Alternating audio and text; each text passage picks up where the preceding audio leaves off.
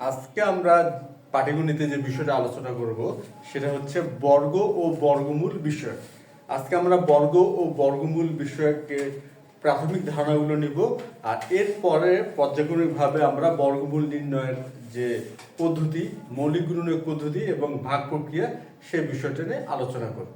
তো আজকের আমাদের যে বর্গমূলের যে প্রথম পর্বের ক্লাস, সেই আমরা ক্লাসটাতে শিখবো হচ্ছে বর্গ ও বর্গমূলের ধারণাটা আসলে কি। আচ্ছা, তার প্রথমে আমরা একটি সংখ্যা বেছে নেই, একটা ছোট সংখ্যা দিয়ে শুরু করি। সেটা মনে করা যাক এক। সেটা মনে করা যাক কত? এক। এক সমান সমান আমরা লিখতে পারি কি? এক গুণন এক। এক সমান সমান আমরা লিখতে পারি এক গুণন এক। আচ্ছা, তারপরে আমরা চার, দুই গুণন দুই। চার সমান সমান দুই গুণন দুই। তারপরে হচ্ছে নয় সমান সমান হচ্ছে তিন গুণন তিন। এখন এই বিষয়টা যদি আমরা বিপরীতভাবে চিন্তা করি, কি হবে? এভাবে এক গুণন এক সমান সমান হচ্ছে এক গুণন এক সমান সমান হচ্ছে এক। দুই গুণন দুই সমান সমান হচ্ছে চার। তিন গুণন তিন সমান সমান নয়। চার গুণন চার সমান সমান হচ্ছে 16। এই যে সম্পর্কগুলো, অর্থাৎ একই সংখ্যা আমরা দুইবার করে গুণ করতেছি। একই সংখ্যা আমরা কয়বার গুণ করলাম? দুইবার করে গুণ করলাম। গুণ করাতে আমরা প্রথমবার গুণফল পেলাম হচ্ছে এক, দ্বিতীয়বার পেলাম হচ্ছে চার, তৃতীয়বার অর্থাৎ তিন গুণন তিন হচ্ছে নয়, চতুর্থবার অর্থাৎ চার গুণন চার হচ্ছে 16। এখান থেকেই আমরা বর্গ এবং বর্গমূলের একটি ধারণা দাঁড় করাতে পারব। বর্গ এবং বর্গমূলের ধারণা। আচ্ছা, এখন একটি সংখ্যাকে আমরা দুইবার গুণ করে একটা যে গুণফল পাইছি, একটি সংখ্যাকে কি করছি? দুইবার গুণ করে একটা গুণফল পাইছি। আচ্ছা, ধরে নিচ্ছি তিন গুণন তিনটাই ধরি। তিন গুণন তিন হচ্ছে 9। তাহলে তিনকে আমরা দুইবার গুণ করলাম, গুণফল পেলাম হচ্ছে 9। তাহলে এখন যে সংখ্যাটা আমরা দুইবার গুণ করলাম আর যে গুণফলটা পেলাম, এখন এটা ধরে যদি একটা সম্পর্ক দাঁড় করাতে যায়, তার সম্পর্কটা কিন্তু হবে এমন যে 3 এর বর্গ।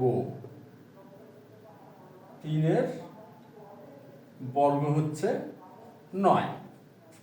3 এর বর্গ 9, অর্থাৎ 3কে দুইবার গুণ করে 9 পাইছি। তাহলে 3 এর বর্গ 9। আর কোন সংখ্যাটা দুইবার গুণ করে 9 পেলাম? 3কে। তাই 9 এর বর্গমূল হচ্ছে 3। 9 এর বর্গমূল 3। এই তো একটা একদম সাধারণ একটা ধারণা বা প্রাথমিক একটা ধারণা বলা যেতে পারে বর্গ এবং বর্গমূলের। বিষয়টা আরেকবার বোঝার চেষ্টা করি। 3কে আমরা গুণ করছি দুইবার, তা 3কে দুইবার গুণ করাতে আমরা পেলাম 9। সেজন্য আমরা কি বললাম? 3 এর বর্গ 9। আর যে গুণফলটা পেয়েছিলাম আমরা সেটা হচ্ছে 9। কোন সংখ্যাকে দুইবার গুণ করে? 3কে দুইবার গুণ করে। সেহেতু আমরা বললাম কি 9 এর বর্গমূল 3। আচ্ছা, এখন আমরা আরেকটি বিষয় দেখি। বীজগাণিতিক একটি ধারণা আমরা এখানে ব্যবহার করার চেষ্টা করব। সেটা কি? আমরা জানি যে x গুণন x সমান সমান কি হয়।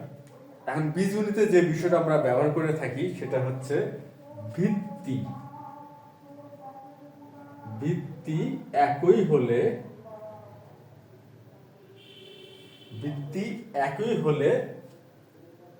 সূচক যোগ হয়। কোন ক্ষেত্রে ভিত্তি একই হলে সূচক যোগ হয়? গুণের ক্ষেত্রে।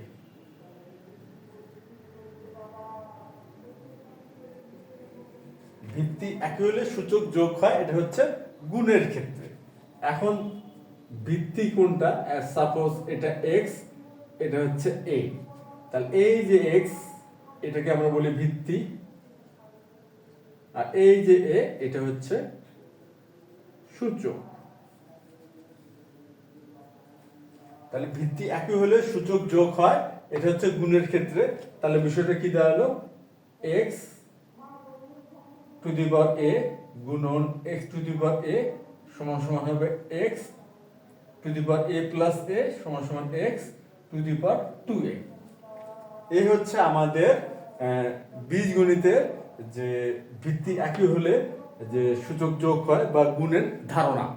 বীজগণিতের এটা গুণের ধারণাটা কিন্তু এমনই, ভিত্তি যদি এক হয় তাহলে সূচকগুলো যোগ করা যায়। এখন কথা হচ্ছে এখানে যদি আমরা এক্স আর এক্স গুণ করি, তাহলে এখানে এক্স এর সূচক কত, যেহেতু দেওয়া নাই তাহলে এখানে কিন্তু আমরা 1 ধরে নিই। তাহলে এখানে আছে 1, এখানে আছে 1, তাহলে হবে 1 প্লাস 1 সমান সমান এক্স স্কোয়ার। এটা কি এক্স স্কোয়ার বলে থাকি, অর্থাৎ এক্স এর বর্গ। এই বিষয়টাকে আমরা যদি বাংলা করে বলি, আমরা দুইভাবে সাধারণত বীজগণিতে বলে থাকি, এক্স টু দি পাওয়ার 2 কিংবা এক্স স্কোয়ার। আর স্কোয়ারের বাংলাটাই কিন্তু হচ্ছে বর্গ। তাহলে এটাকে আমরা বলতে পারবো এক্স এর বর্গ। বাংলায় বললে হয় এক্স এর বর্গ, এটাকে আমরা বলি এক্স স্কোয়ার। আচ্ছা, তাহলে এই যে বর্গের ধারণা, এই বিষয়টা যদি আমরা এখানেও খেয়াল করি, এখানেও কিন্তু তাই হচ্ছে। যেমন 3 গুণন 3 সমান সমান, এখানে 3 ভিত্তি, আর 3 এর এটারও সূচক দেওয়া নেই, এটারও সূচক দেওয়া নেই, তার মানে এখানে 1 আছে। তাহলে হচ্ছে 3 1 যোগ 1 সমান সমান 3 স্কোয়ার। আচ্ছা, তার মানে হচ্ছে এখানে আমরা বলতে পারবো 3 এর বর্গ। আর 3 স্কোয়ার মানে হচ্ছে কিন্তু 9। 3 স্কোয়ার মানে কি 9, অর্থাৎ 3 কে 2 বার গুণ করা 9। তার মানে আমরা এভাবে যদি ধারণাটা দাঁড় করে 3 স্কোয়ার সমান সমান হচ্ছে 3 গুণন 3 সমান সমান 9। তাহলে 3 এর বর্গ। আচ্ছা, আর যে সংখ্যাটা 2 বার গুণ করে পেলাম সেই সংখ্যাটা হবে 3 এর বর্গের বর্গমূল। তার মানে ব্যাপারটা কি দাঁড়ালো, যে এক্স স্কোয়ার হলো এক্স এর বর্গ আর এক্স হলো এক্স স্কোয়ার এর বর্গমূল। এই হচ্ছে বর্গ এবং বর্গমূলের ধারণা। এখন আমরা এই যে বিষয়টা আমরা এখানে বোঝার চেষ্টা করলাম, একটা হচ্ছে পাটিগণিতীয় ধারণা, আর এখানে আমরা বীজগণিতীয় ধারণা দ্বারা বিষয়টা আরো ভালোভাবে বোঝার চেষ্টা করলাম। এখন এই ধারণাগুলো যদি আমরা যে কোনো ক্ষেত্রে প্রয়োগ করি তাহলে বিষয়টা কি দাঁড়ায় সেটা এখন আমরা একটু দেখি।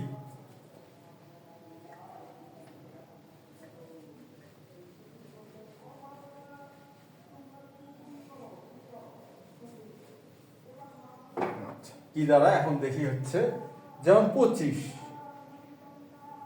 এখন বলা হলো যে 25 এর বর্গমূল কত। এখন আমরা একটা জিনিস বা একটা বিষয় বোঝার চেষ্টা করি যে একই সংখ্যা 2 বার গুণ করতে হবে, তাহলে কিন্তু তার বর্গ পাওয়া যায়। কি বিষয়টা, একই সংখ্যা কি করতে হবে, 2 বার গুণ করতে হবে। তাহলে কোন সেই সংখ্যা যে যে সংখ্যাটি 2 বার গুণ করলে 25 হয়, কোন সেই সংখ্যা? আচ্ছা, যেমন 1 গুণন 1 তাহলে হয় 1, 2 গুণন 2 তাহলে হয় 4, 3 গুণন 3 তাহলে হয় 9, 4 গুণন 4 তাহলে হয় 16, 5 গুণন 5 তাহলে হয় 25। তাহলে 5 হলো সেই সংখ্যা যেটা আমরা 2 বার গুণ করলে 25 পাবো। তাহলে 25 এর বর্গমূল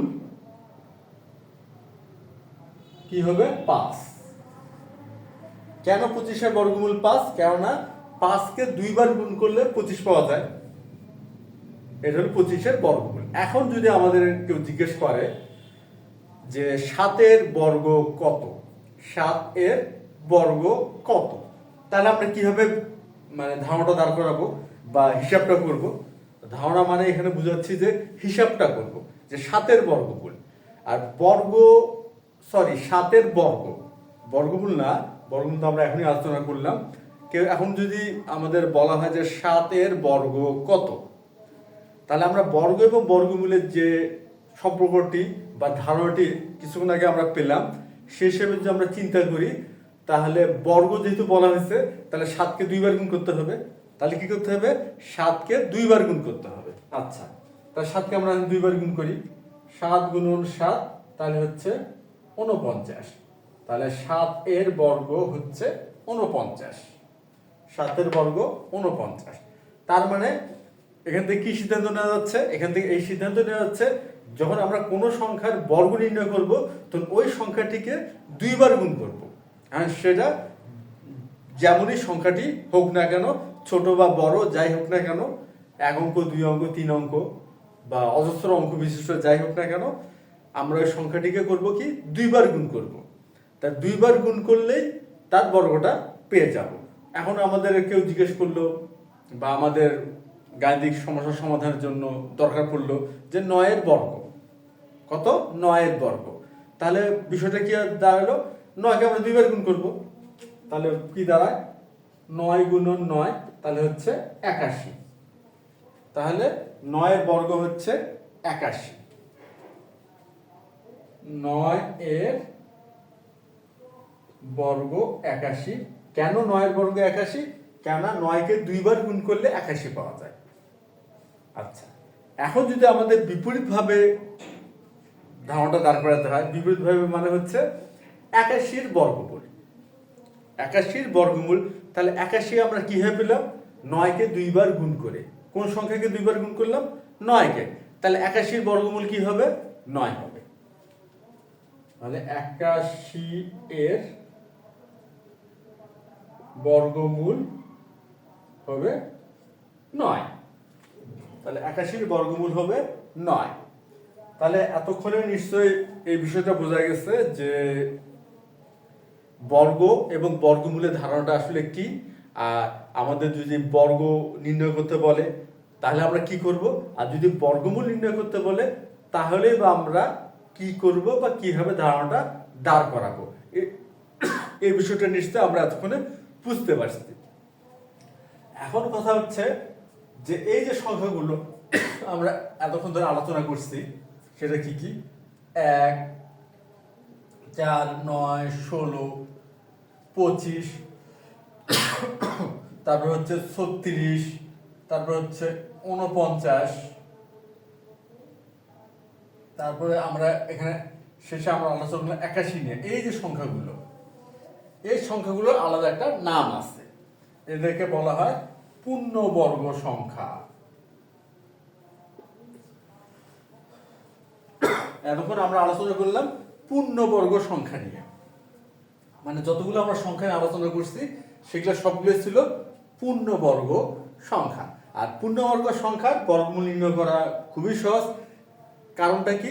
পূর্ণবর্গ সংখ্যা কি? যে একই সংখ্যাকে 2 বার গুণ করলে যে সংখ্যা পাওয়া যাচ্ছে সেটা হচ্ছে পূর্ণবর্গ সংখ্যা। একই সংখ্যা বা পূর্ণ সংখ্যাকে আমরা 2 বার গুণ করছি করে কিন্তু আমরা এই সংখ্যাগুলো পেলাম। কিভাবে সেটা? 1কে গুণ করে 1 পেলাম, 2কে 2 দ্বারা গুণ করে 4 পেলাম, অর্থাৎ 3 2 বার গুণ করলে 9 পেলাম, 4 2 বার গুণ করে 16 পেলাম। এবং সবগুলো কিন্তু পূর্ণ সংখ্যা, কোনোটাই কিন্তু ভগ্নাংশ নয়, ভগ্নাংশ নয় বা দশমিকও নয়, দশমিক ভগ্নাংশ নয়। তাহলে আমরা পূর্ণ সংখ্যা, একই পূর্ণ সংখ্যা 2 বার গুণ করে যে সংখ্যাগুলো পাই সেটাই হচ্ছে পূর্ণবর্গ সংখ্যা। বা আরেকভাবে পূর্ণবর্গ সংখ্যার ধারণা দাঁড় করা যায় যে যেসব সংখ্যার বর্গমূল পূর্ণ সংখ্যা সেগুলো পূর্ণবর্গ সংখ্যা। তাহলে এতক্ষণ আমরা কি কোন সংখ্যাগুলো নিয়ে বর্গ এবং বর্গমূলের ধারণা আলোচনা করলাম? পূর্ণবর্গ সংখ্যা নিয়ে। কিন্তু এমন কোনো সংখ্যা বা এমন কিছু সংখ্যা নিয়ে যদি আমাদের আলোচনা করি বা ধারণাটা দাঁড় করাতে চাই যে সংখ্যাটি পূর্ণবর্গ নয়, সেক্ষেত্রে ধারণাটি কিভাবে দাঁড় করানো যেতে পারে? আচ্ছা, যেমন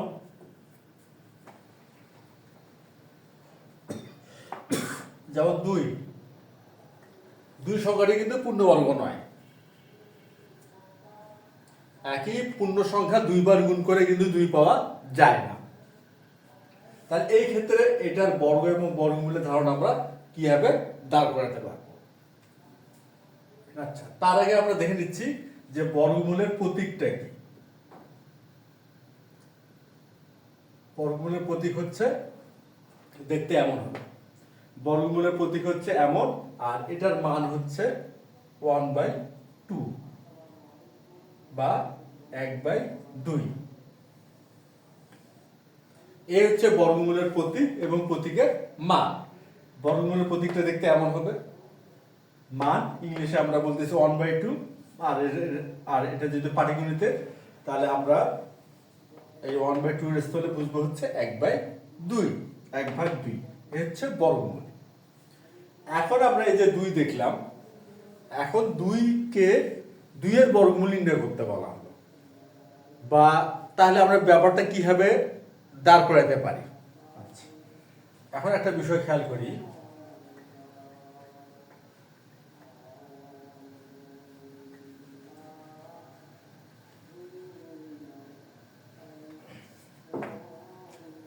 আমরা 2 এর পাওয়ার কি দিলাম 1/2, 1/2, এটা হলো 2 এর পাওয়ার।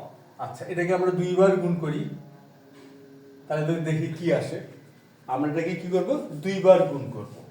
কিছুক্ষণ আগে আমরা যে বীজগণিতের ধারণাটা পেলাম, সেখানে কি দেখলাম যে ভিত্তি যদি একই হয়, গুণের ক্ষেত্রে সূচকগুলো কি হয়, যোগ হয়।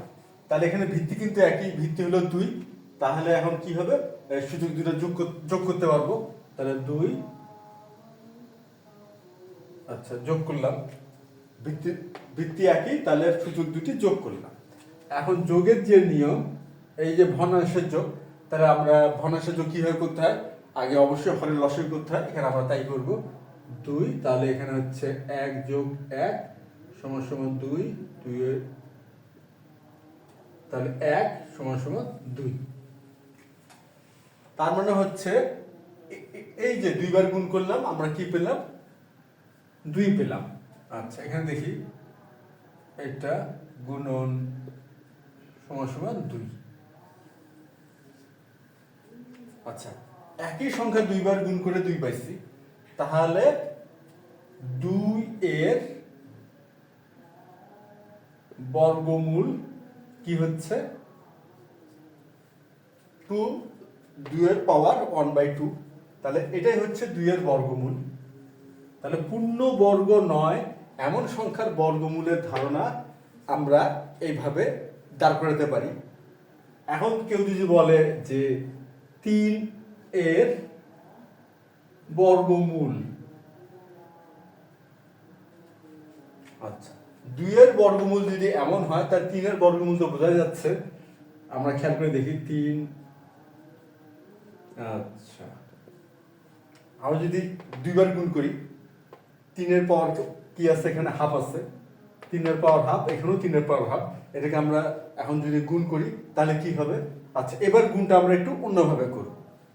এবার গুণটা কি করব, x প্লাস x সমান সমান x স্কয়ার, এই ধারণাটা ব্যবহার করব। আচ্ছা করি, একই সংখ্যা 2 বার গুণ করতেছি, এই জন্য কি হলো, স্কয়ার হলো। আর সূচকের উপর সূচক আছে, তাহলে এটা কি হবে, গুণ হবে, যেটাকে বলা হয় পাওয়ার উপরে পাওয়ার। তাহলে 2 গুণন 1/2 সমান সমান হলো 2 কে 2 দ্বারা ভাগ করলে 1 হয়, তাহলে 2 এর পাওয়ার 1, তাহলে এটা হচ্ছে 3।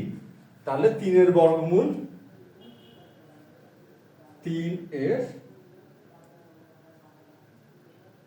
বর্গমূল আমরা পেয়ে গেলাম, এটা হচ্ছে 3 এর বর্গমূল। আর এই যে আমরা 1/1/2 বা 1/2 লিখছি পাওয়ার, এখানে পাওয়ার লিখছি 1/2, এটাকে চাইলে আমরা কি লিখতে পারি, এই প্রতীক দ্বারা প্রকাশ করতে পারি। এই কি করতে পারি, এই প্রতীক দ্বারা প্রকাশ করতে পারি। তাহলে এইভাবে হবে 2 এর বর্গমূল রুট ওভার, এটাকে রুট ওভার বলে 2, আর 3 এর বর্গমূল